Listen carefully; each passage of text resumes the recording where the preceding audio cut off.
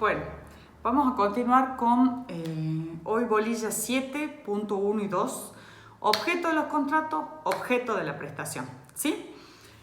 El objeto del contrato integra uno de los elementos esenciales del contrato, es decir, si no hay objeto, no hay contrato, ¿sí?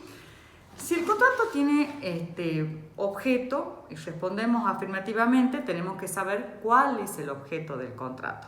Está de más decir que un contrato sin objeto es totalmente inconcebible, siendo que el contrato es un acto jurídico, un acuerdo de voluntades, es la expresión de un querer. Su objeto está dado por el por qué se quiere.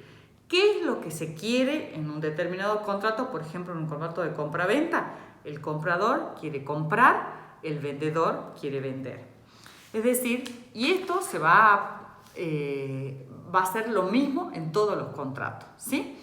Mosé y Turraspe, con los hermanos Massó, dicen o definen al objeto de los contratos como la operación jurídicamente considerada.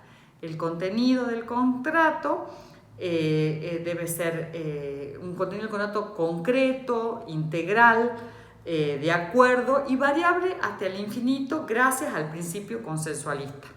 Pero si nosotros analizamos el objeto de todos los contratos de compra-venta va a ser el mismo, el de comprar y vender. Un contrato de locación va a ser el de dar en alquiler y tomar una cosa en alquiler, ¿sí? Y así sucesivamente en cualquier contrato, todos los contratos tienen el mismo objeto, ¿sí? Se tiene presente la misma operación jurídicamente considerada.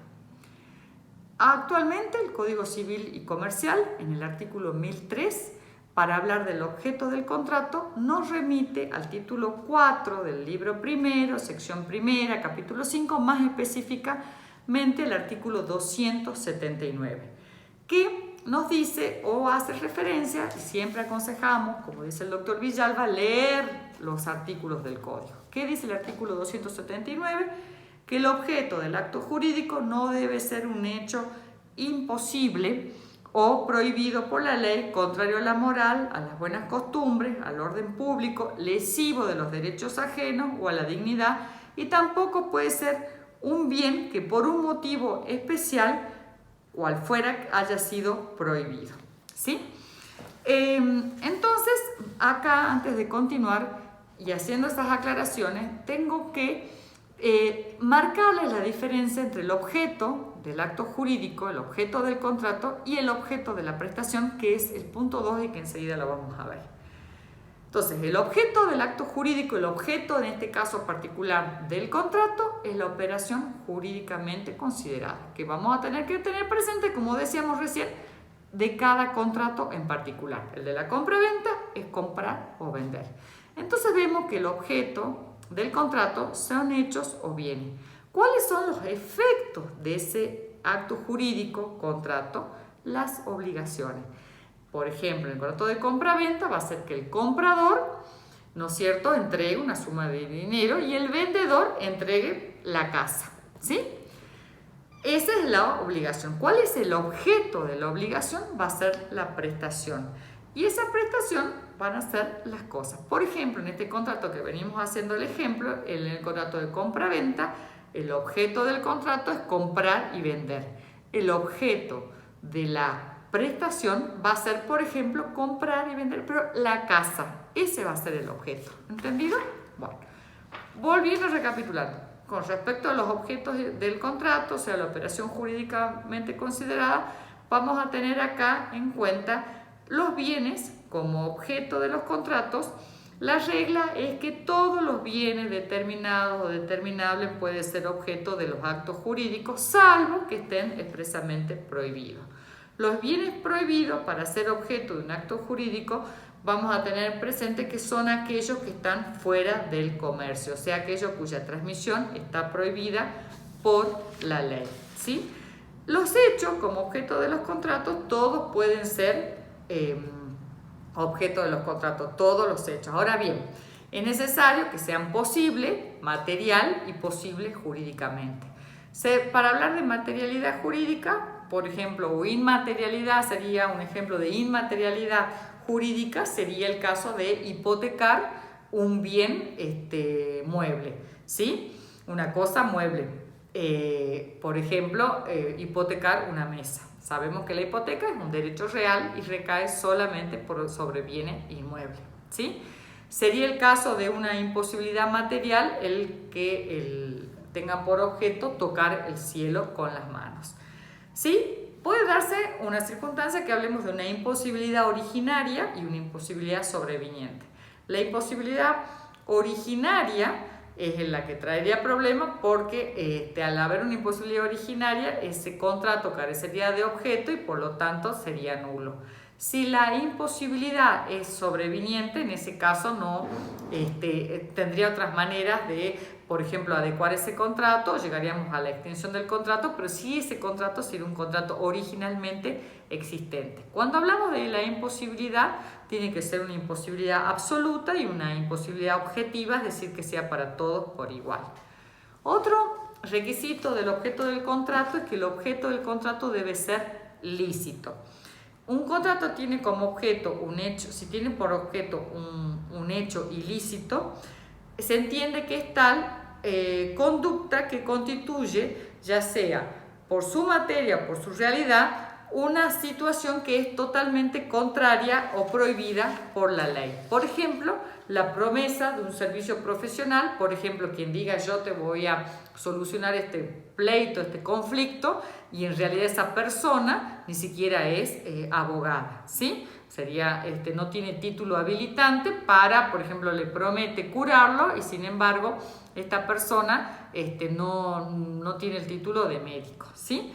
También puede ser, el contrato también puede ser ilícito por ser contrario a la moral y las buenas costumbres, como lo prevé el artículo 1004, contrario a la dignidad humana. Por ejemplo, sería cuando en ese contrato se pretenda imponer una obligación de vivir en determinado lugar o la de casarse o no casarse con determinada persona.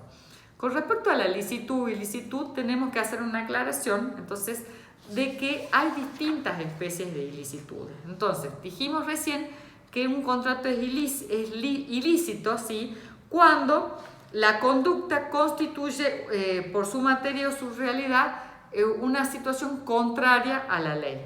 Y hay distintas, le decía yo recién, formas de ilicitud o especies de ilicitud. El contrato, por ejemplo, puede ser ilegal, ilícito porque es ilegal, es decir, que es contrario a las normas imperativas, por ejemplo, un contrato sobre herencia futura. El contrato es ilícito porque es prohibido o contrario al orden público. Cuando hablamos de orden público, cuando hablamos de los principios fundamentales o los intereses generales sobre los que descargan los intereses de una determinada sociedad. O también el contrato puede ser ilícito porque es un contrato inmoral o contrario a las buenas costumbres. Es decir, que atenta contra las buenas costumbres, como podría ser, por ejemplo, la usura, o como, por ejemplo, sería un contrato inmoral, un acuerdo entre profesor y alumno, que el profesor le diga al alumno cuáles van a ser los temas del parcial a cambio de una suma de dinero, ¿sí? Ese sería un contrato inmoral.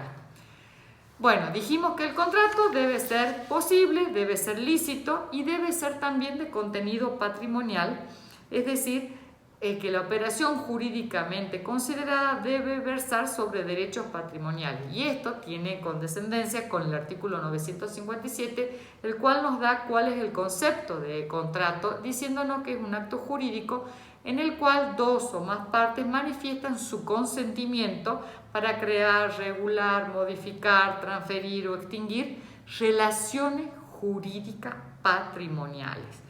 Esto se refuerza con el artículo 1003 del Código Civil y Comercial, que dice que además de relaciones jurídicas patrimoniales tienen que ser, o por lo menos deben ser, susceptibles de valoración económica y corresponder a un interés de las partes, aun cuando ese interés no sea de carácter patrimonial. Entonces vemos acá no solamente un título patrimonial, sino también un interés por parte de los sujetos, de las partes que integran ese contrato, ¿sí? Bueno, hasta acá entonces tenemos el objeto del contrato, la operación jurídicamente considerada por las partes debe ser posible, debe ser lícita, no debe estar prohibida y debe ser de carácter patrimonial. Muy bien. Vamos a ver el objeto de la prestación. Cuando hablamos, dijimos del objeto de la prestación, estamos hablando de cosas. Habíamos hecho la diferenciación entre el objeto de los contratos, que es la obligación jurídicamente considerada, y acá vamos, que podría ser en la compra-venta, comprar y vender, y el objeto de la prestación, que va a ser, por ejemplo, comprar y vender una casa. ¿Cómo tiene que ser el objeto de la prestación? También tiene que ser posible. Pero acá vamos a ver otros caracteres, por material y jurídicamente, y otros caracteres como, por ejemplo, que debe ser determinado o determinable, ¿sí? Determinado en su especie, en su género, y no es necesario que sea en realidad determinado en cuanto a la cantidad.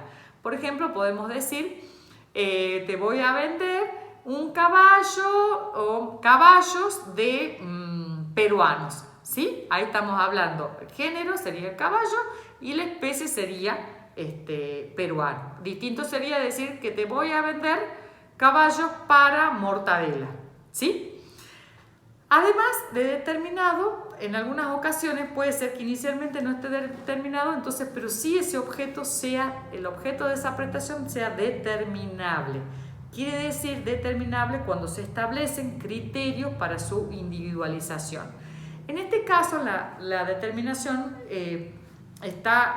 se fijan los criterios y se deja para una situación posterior la determinación. En ese caso, se puede estipular, lo autoriza el Código Civil y Comercial en su artículo 1004, la determinación por un tercero. Y en el caso que no se pusieran de acuerdo o este tercero no hiciera la determinación, se la puede pedir al juez, es decir, que se puede proceder a la determinación judicial, ¿sí?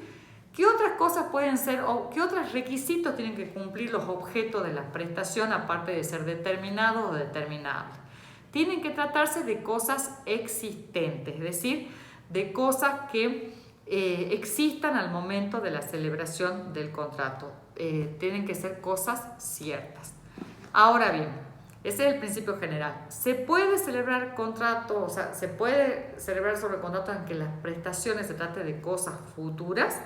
El artículo 1107 dice que sí, que los bienes futuros pueden ser objeto de los contratos, que en realidad hablamos objetos de las prestaciones. Y acá tenemos que analizar dos supuestos.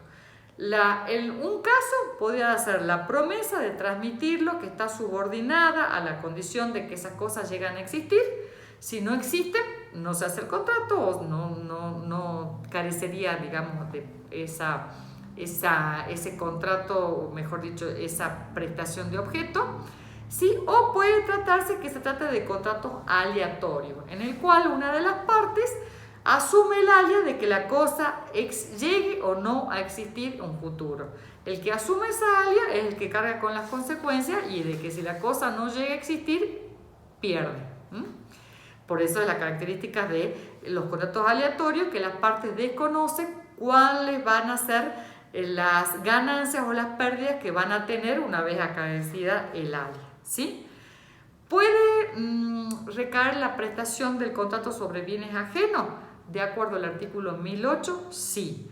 Sí. Ahora bien, el que promete transmitirlo no ha garantizado el éxito de la promesa. Es decir, por ejemplo, se obliga a adquirir esas cosas, pero o distinguir la situación de que la persona en realidad no se obliga, sino en hacer todo lo posible para llegar a adquirirlo. En ese caso, entonces también la solución va a ser diferente si se trata de una obligación de resultado o una obligación simplemente de medio, cuáles van a ser las consecuencias jurídicas. Pero los bienes ajenos sí pueden ser objeto de los contratos. Ahora bien, tengamos presente una situación de que lo que no estaría autorizado es celebrar contratos sobre bienes ajenos como si fuesen propios, ¿sí? Sí se puede celebrar contratos sobre bienes ajenos haciendo conocer a las partes que son ajenos. Sobre todo si se trata de contratos en los cuales las obligaciones son de mera administración, como por ejemplo sería el alquiler. Yo puedo dar en alquiler la casa de mi hermano, si mi hermano me autorizó a alquilarla, sí, porque no significa un acto de disposición. Lo que no podría hacerse es vender una cosa propia, una cosa ajena como si fuese propia, ¿sí? En este caso, si se celebran sobre bienes ajenos como propios y hay un acto de disposición, o bien no se ha informado de esa situación o no estaba autorizado para hacerlo, debo responder por los daños y perjuicios. Pueden celebrarse contratos sobre bienes litigiosos o sobre bienes gravados o sobre bienes sujetos a medidas cautelares. Bienes litigiosos serían en los cuales se encuentran sujetos, por ejemplo, en el cual se está discutiendo la propiedad o la titularidad registral de un determinado inmueble para conocer respecto a su propiedad porque hubo determinadas ventas o porque hubo sucesores o lo que fuese. Sí, pero te tienen que hacer saber que son bienes litigiosos. Se puede celebrar contratos sobre bienes gravados, es decir, sobre los cuales recae, por ejemplo, una hipoteca. Sí, pero se tienen que hacer conocer. Se pueden celebrar contratos sobre bienes que están sujetos a medidas cautelares, como por ejemplo sería un embargo. Sí, pero se tiene que hacer conocer. ¿Sí? Entonces, bienes litigiosos, bienes gravados, sí se puede hacer, pero debe, por el principio de buena fe y el derecho de información que tiene la contraparte, hacer conocer esa situación. Nos queda ahí un punto más, es si se pueden celebrar contratos sobre herencia futura. En principio sería no pueden, porque sería, como habíamos visto, especular respecto de una vida de una persona, pero sí podría respecto a los pactos sucesorios distributivos que lo han visto en la bolilla 1. Entonces, esto último que hemos señalado, estamos refiriéndonos sobre los bienes de la prestación, que son los objetos de la obligación y que no hay que confundirlo como el objeto del contrato. Repito, el objeto del contrato es la operación jurídicamente considerada, lo que en este caso sería comprar o vender, con el ejemplo que les vengo dando del contrato de compra-venta. Bueno, seguimos enseguida con la causa de los contratos.